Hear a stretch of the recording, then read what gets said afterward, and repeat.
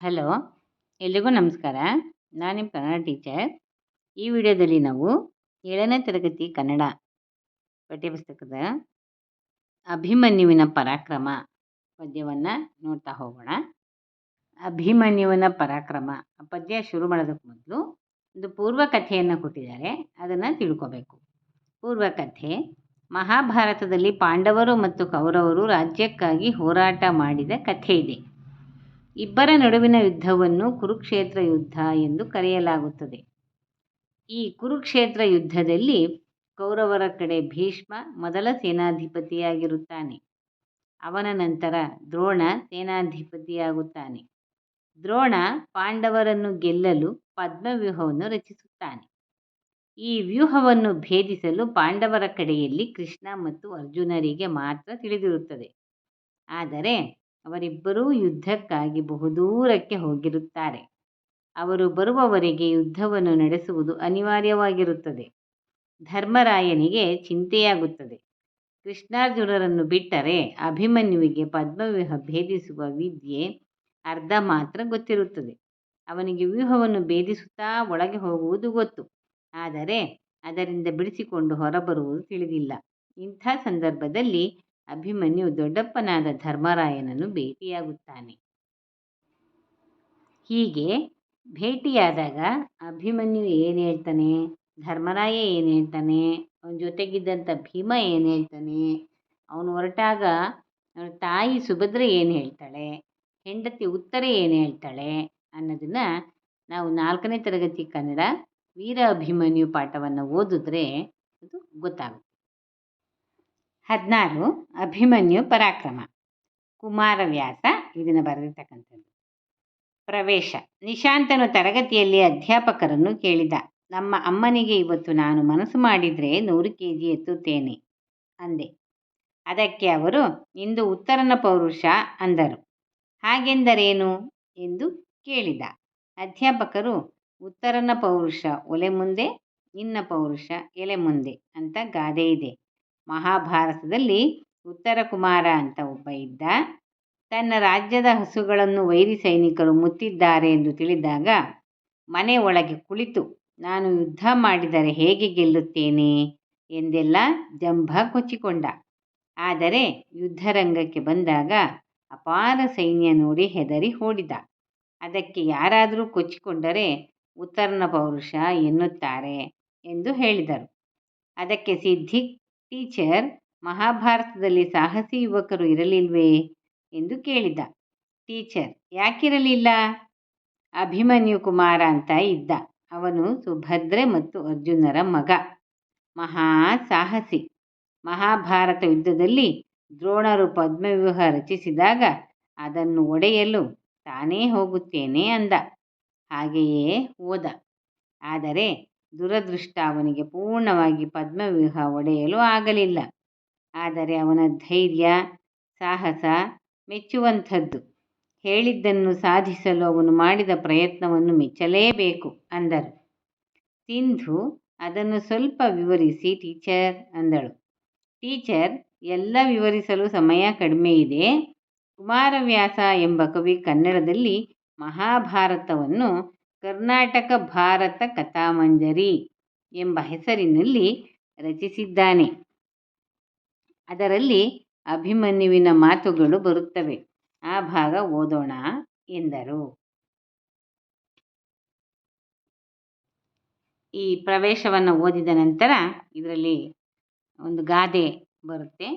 ಉತ್ತರನ ಪೌರುಷ ಒಲೆ ಮುಂದೆ, ನಿನ್ನ ಪೌರುಷ ಎಲೆ ಮುಂದೆ ಅಂತ. ಈ ಪ್ರವೇಶ ಓದ್ಕೊಂಡ ನಂತರ ನಾವು ಪದ್ಯ ಭಾಗಕ್ಕೆ ಹೋಗೋಣ. ಪದ್ಯವನ್ನು ಯಾವ ರೀತಿ ಹೇಳಬೇಕು ಅನ್ನೋದನ್ನು ನೋಡ್ತಾ ಹೋಗೋಣ.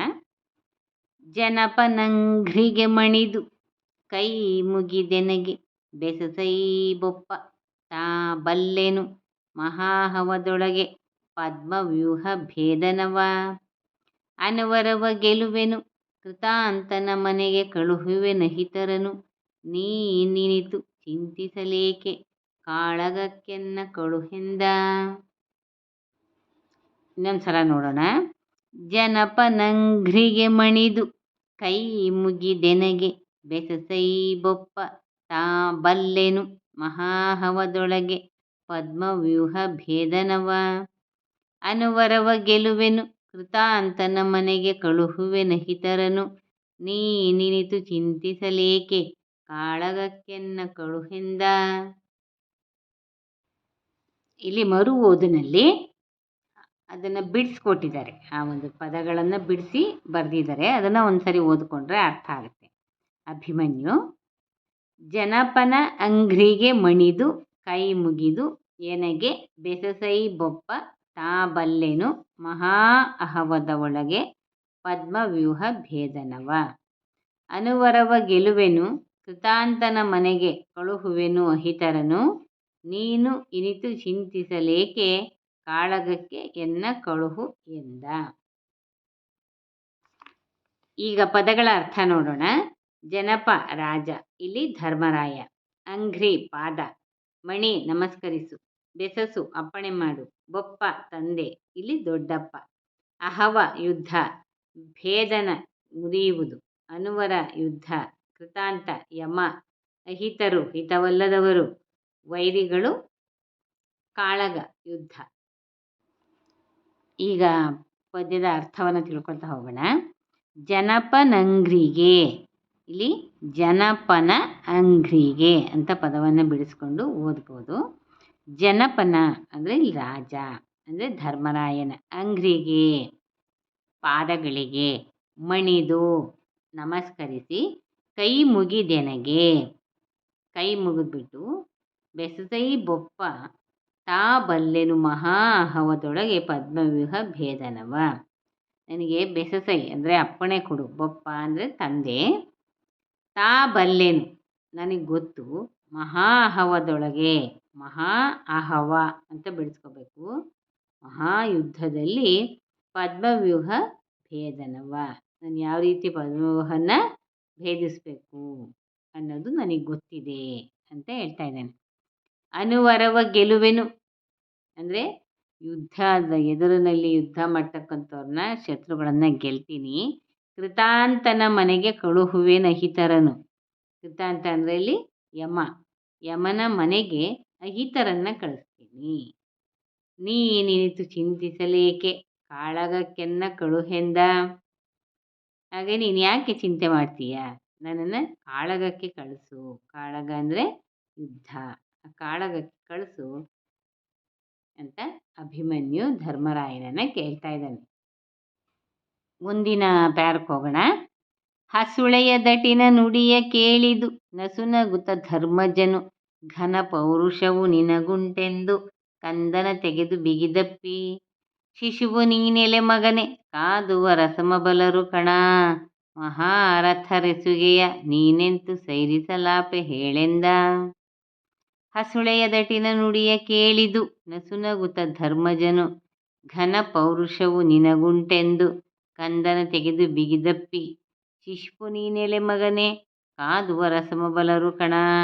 ಮಹಾರಥರೆಸುಗೆಯ ನೀನೆಂತು ಸೈರಿಸಲಾಪೆ ಹೇಳೆಂದ. ಬಿಡಿಸಿರೋದನ್ನು ನೋಡೋಣ. ಹಸುಳೆಯ ಅದಟಿನ ನುಡಿಯ ಕೇಳಿದು ನಸುನಗುತ ಧರ್ಮಜನು.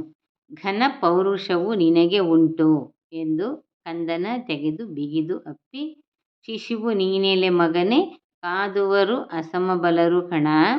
ಮಹಾರಥರ ಎಸುಗೆಯನು ನೀನು ಎಂತು ಸೈರಿಸಲು ಆಪೆ ಹೇಳು ಎಂದ. ನಾನು ಒಂದ್ಸರಿ ಹೇಳ್ತೀನಿ, ಕೇಳಿಸ್ಕೊಳ್ಳಿ. ಹಸುಳೆಯ ದಟಿನ ನುಡಿಯ ಕೇಳಿದು ನಸುನಗುತ ಧರ್ಮಜನು. ಘನ ಪೌರುಷವು ನಿನಗೆ ಉಂಟು ಎಂದು ಕಂದನ ತೆಗೆದು ಬಿಗಿದಪ್ಪಿ. ಶಿಶುವು ನೀನೆಲೆ ಮಗನೆ ಕಾದುವ ರಸಮಬಲರು ಕಣ. ಮಹಾರಥರೆಸುಗೇನು ನೀನೆಂತು ಸೈರಿಸಲಾಪೆ ಹೇಳು ಎಂದ. ಪದಗಳ ಅರ್ಥವನ್ನು ನೋಡ್ತಾ ಹೋಗೋಣ. ಹಸುಳೆ ಮಗು, ಅದಟು ಪರಾಕ್ರಮ ಶೌರ್ಯ, ಘನ ದೊಡ್ಡ, ಶಿಶು ಮಗು, ಕಾದುವರು ಯುದ್ಧ ಮಾಡುವವರು, ಅಸಮಬಲ ಸಮಾನವಲ್ಲದ ಶಕ್ತಿ ಉಳ್ಳವರು, ಎಸುಗೆ ಬಾಣ ಪ್ರಯೋಗ, ಸೈರಿಸು ತಡೆದುಕೊಳ್ಳು, ಆಪೆ ಸಮರ್ಥನಾಗುವೆ. ಹಸುಳೆಯ ಅದಟಿನ ನುಡಿಯ ಕೇಳಿದು ಅಂದರೆ ಇಲ್ಲಿ ಹಸುಳೆ ಅಂದರೆ ಅಭಿಮನ್ಯುವಿನೇ. ಅಭಿಮನ್ಯುವಿನ ಮಾತನ್ನು ಕೇಳಿ ನಸುನಗುತ್ತ ಧರ್ಮಜನು, ಧರ್ಮರಾಯ ನಸುನಗುತ್ತಾ, ಘನ ಪೌರುಷವು ನಿನಗುಂಟೆಂದು ಕಂದನ ತೆಗೆದು ಬಿಗಿದಪ್ಪಿ. ನಿನಗೆ ತುಂಬ ಘನವಾದಂಥ ಪೌರುಷ ನಿನಗಿದೆ ಅಂತ ಹೇಳಿಬಿಟ್ಟು ಕಂದನ ತೆಗೆದು ಬಿಗಿದಪ್ಪು ಕೊಡ್ತಾರೆ.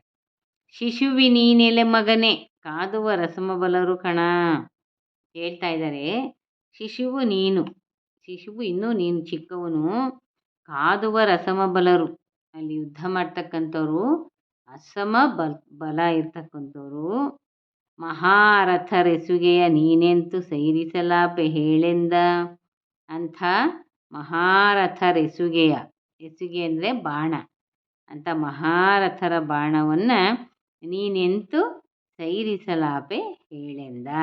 ನೀನು ಯಾವ ರೀತಿ ಸೈರಿಸ್ಕೋತೀಯ ಅದನ್ನು ಹೇಳು. ಇದನ್ನು ಇನ್ನು ಉಳಿದಿರ್ತಕ್ಕಂಥದ್ದನ್ನು ಇನ್ನೊಂದು ವಿಡಿಯೋದಲ್ಲಿ ನೋಡೋಣ. ನಮ್ಮ ಚಾನಲ್ಲು ನಿಮಗೆ ಇಷ್ಟ ಆದರೆ ಸಬ್ಸ್ಕ್ರೈಬ್ ಮಾಡಿ, ಲೈಕ್ ಮಾಡಿ, ಶೇರ್ ಮಾಡಿ.